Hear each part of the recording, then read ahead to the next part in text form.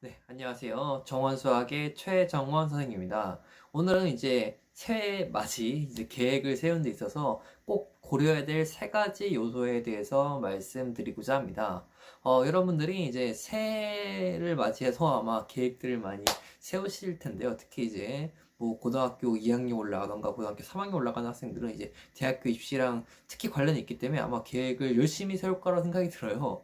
근데 그 계획이 좀 잘 이루어지고 그 계획대로 잘 될 수 있게끔 하는 데 있어서 고려해야 될 세 가지에 대해서 말씀드리고자 합니다. 먼저 첫 번째로는요. 첫 번째로 가장 먼저 고려해야 될 점이 계획은 구체적으로 세우셔야 된다는 겁니다. 계획을 짜는데 이렇게 짜시는 분이 있어요. 그냥 막연하게 그냥 하루 동안 수학 2시간 하고 영어 2시간 하고 뭐 과학 2시간 하고 이렇게 시간별로 그냥 과목만 기정해서 선택하는 경우가 있거든요. 그런 경우는 이제 너무 계획이 조금은 구체적이지 못한 거예요. 계획이라고 한다는 것은 반드시 그 하루의 한량이 명확하게 결정이 되어 있어야 합니다. 여러분들이 그냥 수학이라고 막연하게 해놓게 되면은 그냥 아무런 계획 없이 수학을 하다 보면은 생각보다 2시간이라는 시간을 효율적으로 쓰지 못해요.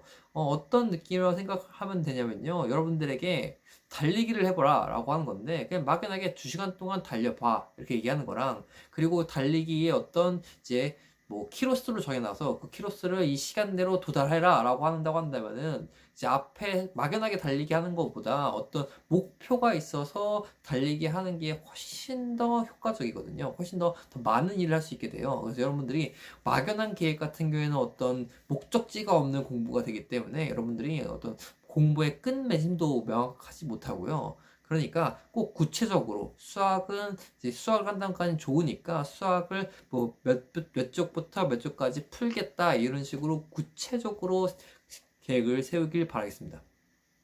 그래서 그 구체적이라는 그 기준은 하루에 딱 그날 할 게 딱 정해져 있어야 되는 거예요. 정해져서 그 시작과 끝이 명확하게 구체적으로 계획을 세우셔야 됩니다. 근데 조금은 이게 수정이 될 필요는 있어요. 여러분들이 이제 처음부터 구체적으로 세우면은 생각보다 자기가 생각했던 것보다 조금 시간이 오래 걸릴 수도 있고 덜 걸릴 수도 있거든요. 사실은 근데 그런 부분들이 감이 올라고 하려면 여러분들이 계획을 많이 세워보고 이런 능력도 이제 메타인지 능력이죠. 앞에서 얘기를 했었는데 이런 메타인지 능력들이 전반적으로 올라오셔야지만 이게 조금 정말로 계획대로 이제 진행할 수 있기 때문에 저도 맨 처음에 이제 계획을 세우기 시작했던 게 이제 고등학교 1학년 때부터였는데 사실 고등학교 1학년 때 세우는 계획 능력이랑 제가 나중에 그 계획은 저는 꾸준히 세웠었거든요. 고1 때부터 고3 때까지 놓치지 않고 계획 세웠기 때문에 고3 때 계획한 능력이랑 차이가 많이 났어요. 고1 때는 제가 생각한 계획대로 생각보다 흘러가기 힘들었어요. 왜냐면은 아무래도 저 자신에 대해서 잘 알지 못하니까 제가 이 시간 내에 어느 정도 하는 건지에 감이 좀 안 왔거든요.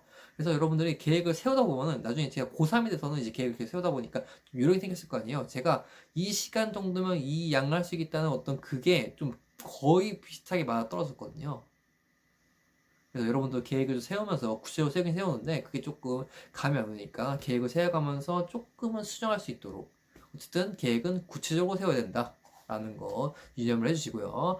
두 번째로 말씀드릴 거는 실현 가능한 계획을 하셔야 됩니다. 아니 계획이라는 게 당연히 실현 가능해야 되는 건데 여러분들이 좀 간과하시는 부분이에요. 자기를 너무 과대평가하는 거죠. 새해 맞이해서 의욕이 불타는 것까진 좋은데 반드시 계획은 실현 가능해야 됩니다.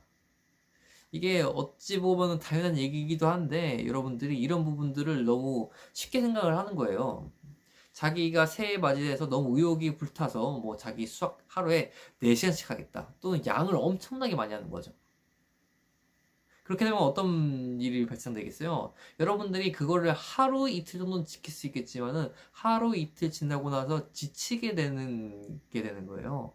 그리고 여러분들이 그 계획에 맞춰서 하다 보면은 이제 너무 계획이 좀 과도하게 막 되면은 그 매일매일 하게 돼서 성공을 하면 다행이겠지만은 만약에 그게 실패로 돌아가게 되면 여러분들이 자기 자신을 좀 비하하게 돼요. 이런 느낌이죠. 자기가 세운 계획에 대해서 이루지 못했다 생각하니까 뭔가 자기 하루가 실패했다고 느끼게 되거든요. 그러면 그게 결론적으로는 자기에 대해서 이제 안 좋게 생각하게 돼요. 자기 감정이 상당히 중요하거든요. 그래서 자기를 계속 이제 뭔가 응원을 하면서 가도 모자랄 판에 이제 계획이 실패하게 되면은 나는 이제 계획도 실패했네. 나 지금 안 되겠다 이런 생각이 설령 그 생각이 떠오르지 않더라도 그 무의식 중에 그 생각이 떠오르게 돼요. 그래서 반드시 계획은 실현 가능해서 성공해야 돼요. 매일 성공하면서 나 오늘 계획 성공했으니까 잘 될 거야라는 확신을 가지면서 계속 뭔가 긍정적으로 나아가줘야 되는데 여러분들이 그런 거 고리지 않고 너무 이제 막연하게 빡세게만 할 생각을 하니까 이게 조금 나중에는 공부할 의욕도 떨어지게 되고 이제 어떤 자기에 대해서 신뢰감도 떨어지게 됩니다. 그래서 여러분들이 처음 시작할 때는 너무 과도하게 이제 공부량을 잡지 말고요. 처음에 좀 천천히 해도 상관없어요. 여러분들이 이제 지금 같은 경우 이제 방학이 되게 많은 기간들이 남아 있잖아요. 그러니까 길게 봐야 돼요. 마라톤 하듯이. 마라톤 할 때 처음부터 전력 질주하면 안 되잖아요. 처음부터 전력 질주할 생각하지 말고 이 모든 이제 1월부터 이제 3월 학교 들어가기 전까지 꾸준한 속도로 계속 뛰는 게 중요합니다. 전력 질주로 한꺼번에 앞서갔다가 지쳐갖고 못 뛰면 오히려 손해예요. 그러니까 자기가 실현 가능한 내에서 이제 하루 내에서 확실히 할 수 있는 양을 정해놔서 오히려 약간은 처음엔 조금 잡아놨다가 점차적으로 늘려가는 게 더 좋습니다. 그래야지 자기 마음속에서도 점점 양이 늘어나니까 좀 더 공부를 더 많이 하는 느낌도 갖게 되거든요. 그러면 조금 자기에 대한 성공감도 느껴가면서 할 수 있기 때문에 그런 부분들을 꼭 고려하시길 바라겠습니다. 그래서 두 번째는 꼭 실현 가능한 자기가 할 수 있는 계획을 세워라가 되겠습니다. 그 다음에 세 번째로는요. 사실 앞의 맥락과 거의 비슷하긴 한 건데 좀 욕심을 줄이셔야 합니다.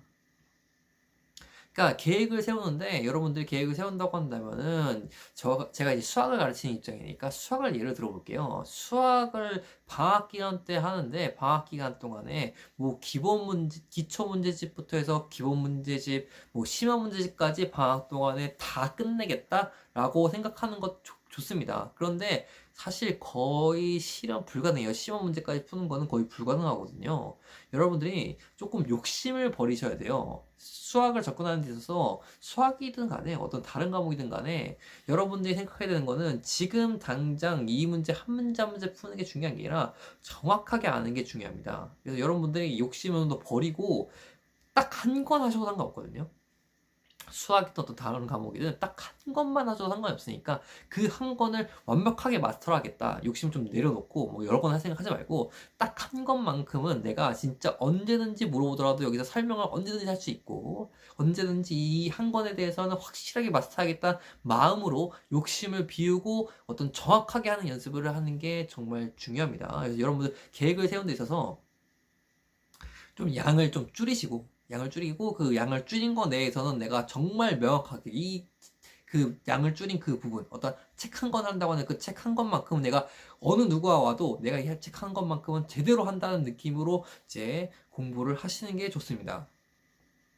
이유는 뭐냐면요. 여러분들이 너무 방대한 양을 하게 되면요. 그 방대한 양이 좀 얕게 지식이 들어오게 되면은 그 지식은 금방 날아가 버려요. 여러분들은 길게 봐야 되거든요. 여러분들이 지금 풀고 있는 문제를 나중에 지금 1월이니까 거의 5월 때까지 기억을 해서 그 문제를 시험 때 풀 수 있어야 되거든요. 중간고사 때.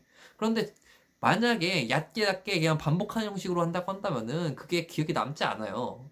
그러니 하나를 하더라도 제대로 설명할 수 있고 확실히 안다는 느낌이 들 때까지 반복해서 하시기를 추천드리겠습니다. 그러니까 계획을 짜는 데 있어서 양을 줄이고 하나라도 제대로 알겠다는 마음으로써 하시는 게 좋을 겁니다. 그런 식으로 공부를 하다 보면요, 여러분들도 좀 계속 막연하게 모르는 것만 계속 반복해서 하는 것보다 조금 더 그 공부하는 데 있어서 재미도 붙을 수 있고요. 반복을 함으로써 자기가 더 확실한다는 생각이 드니까 뭔가 성장한다는 느낌을 가질 수 있거든요. 그래서 여러분들이 이런 계획들이 를 통해서 공부를 계속 해나가면서 뭔가 성장한다는 느낌, 뭔가 계속 제대로 알아간다는 느낌, 뭔가 한 단계 한 단계 업그레이드 된다는 느낌을 가지면서 그 계획을 실천해 나가야 돼요. 그런 느낌을 가질 수 있도록 계획을 꼭 세우길 바라겠습니다. 그래서 세 번째는 이제 꼭 양을 좀 줄이시고 확실하게 아는 방향 쪽으로 이제 계획을 세운다는 게 세 번째가 되겠습니다.